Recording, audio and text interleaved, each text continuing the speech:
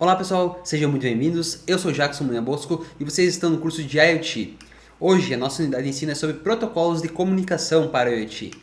E qual vai ser o nosso objetivo aqui? Vai ser conceituar os protocolos de comunicação, comparar os principais protocolos e também descrever a importância desses protocolos para o IoT. E o que são esses web services em si, né? Então, eles são interfaces, né, que permitem a comunicação entre aplicação através de protocolos padrões da web. E a funcionalidade se inclui a parte de troca de dados, validação de mensagens e interoperabilidade. A gente pode trazer alguns exemplos práticos de web services. Existem o SWAP, né, a SWAP, né, que ela é utilizada em sistemas empresariais para transações seguras, e também o REST, que a gente comentou anteriormente, né, que ele é usado em aplicações web mais modernas, né, para integrações entre os serviços. E a gente chegou nas vantagens de utilizar, então, web services. Então, interoperabilidade, que é a comunicação entre diferentes sistemas e plataformas, a parte também de reutilização, né? Os serviços eles podem ser reutilizados em diferentes aplicações, né?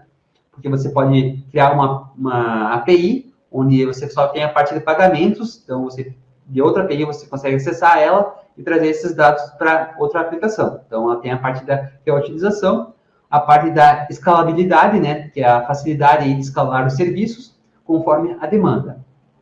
A gente pode trazer uns exemplos aqui, que é a parte de reutilização, uso de serviços de autenticação em múltiplas plataformas. Quais são os desafios, né, que a web service então enfrenta? Então, na parte de segurança, então a proteção de dados e a autenticação dos usuários. A parte de desempenho é a otimização para garantir respostas mais rápidas. E a parte da manutenção é a atualização e o suporte contínuo aí de serviços. Então, a gente pode trazer alguns exemplos aqui na parte de segurança, que é a implementação aí de autenticação, né, para seguranças, que é o OAuth, que pode ser utilizado na parte do web service.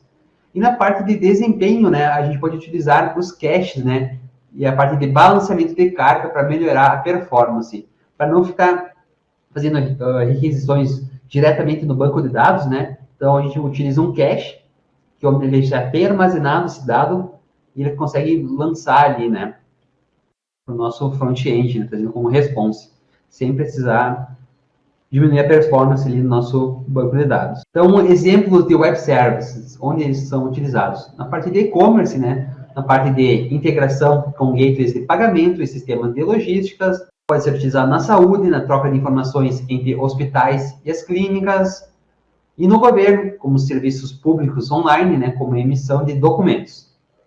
E a gente traz alguns exemplos no e-commerce. Então, é o uso de APIs de pagamentos, como pode ser o PayPal, né, e o Stripe.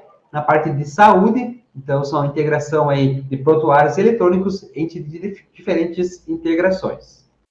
Na parte da arquitetura, então, existe, então, uma discussão sobre a arquitetura típica, né, de sistemas de IoT, incluindo dispositivos, gateways, nuvem e aplicativos, tá?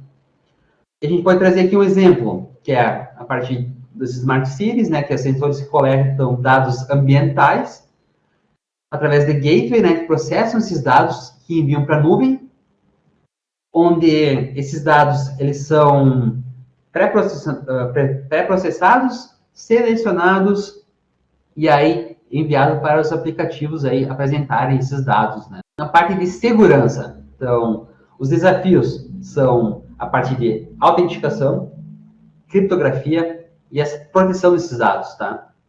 E quais são as estratégias para isso, né? Então, as estratégias para mitigar os riscos é como o uso do TLS, a parte de autenticação em 2 fatores, tá? Então, sobre a autenticação de 2 fatores, ele é o uso em dispositivos IoT domésticos, né, para garantir que apenas os usuários autorizados possam acessar, né, esses eletrônicos, né, das suas casas. A parte de gerenciamento de dispositivos no IoT, é as técnicas aí para gerenciar e monitorar os dispositivos, incluindo atualizações de firmware e diagnósticos remotos. Então, aqui a gente pode trazer um exemplo prático que são as atualizações dos firmwares, que são os dispositivos de segurança domésticos, né? Eles recebem as atualizações automáticas para corrigir as vulnerabilidades, né? Ou seja, você está em casa ali, tem a sua tomada inteligente, onde tem sua geladeira, então alguém consegue entrar na sua segurança e desligar ela. Então você sai, você volta, está tudo descongelado, estragou várias coisas. Então tem que ter aí uma segurança boa e ela tem que ser atualizada constantemente aí, né? Então, a parte de interoperabilidade no IoT. Então, é a importância da interoperabilidade entre os dispositivos e as plataformas, padrões como Zigbee, Z-Wave, Matter, para garantir aí a compatibilidade. Então, a gente pode trazer aqui um exemplo prático, né? O Matter, que é um protocolo que permite que os dispositivos de diferentes fabricantes funcionem juntos em uma Smart Home. Na parte aí do gerenciamento, tá? Dos dispositivos aí do IoT. Então, o conceito de Edge Computing é usado aí usado e sua importância para reduzir a latência e o consumo aí de banda. Então, um exemplo a gente pode trazer aqui na parte do monitoramento industrial, ou seja, são os processamentos desses dados, né, os sensores que são diretamente no local, né, para tomada de decisão em tempo real. E na parte da Big Data, né? Então, como o IoT ele gera grandes volumes, né, de dados, é a importância da análise da Big Data para extrair nos insights, né? Um exemplo aqui, na agricultura de precisão. Então, análise desses dados, né, dos sensores, para otimizar o uso da água em fertilizantes. Então, como a gente falou anteriormente, né? Como o IoT ele gera muitos dados, né? Esses dados eles vão para as bases de dados, só que vai ser preciso aí uma análise desses dados. Então, desde a parte do pré-processamento do dado, a parte da seleção do dado, até trazer os dados de forma aí correta, né, para o usuário. Então, aqui na agricultura, então pode ser utilizado aí na água, né, para a parte dos fertilizantes. Beleza, galera? Mande um ok lá no chat, um joinha. A gente seguir aí. Beleza. A galera já está comentando aí no chat. Na parte daí do Machine Learning, tá? No IoT. Então, o uso do Machine Learning, ele serve para análise preditiva, tá? E automação dos sistemas. A gente pode trazer um exemplo aqui de manutenção preditiva. É o uso de algoritmos para prever falhas em equipamentos aí industriais, tá? Antes que isso ocorra. E os protocolos aí de comunicação emergentes? Então, estão em discussão sobre os protocolos emergentes como o LoRa, que é o W1, e o NB-IoT, tá? Para aplicação, eles são utilizados para aplicações específicas. Então, a gente pode trazer alguns exemplos aqui, que o LoRa, então, ele é utilizado aí em redes de longa distância para monitoramento de ativos em áreas remotas.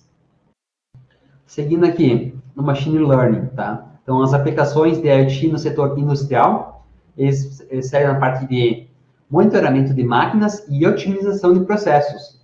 Então, na parte de monitoramento de máquinas, são sensores, né, que coletam aí os dados de vibração e a temperatura aí para tentar prever as falhas. E alguns padrões aí de comunicação.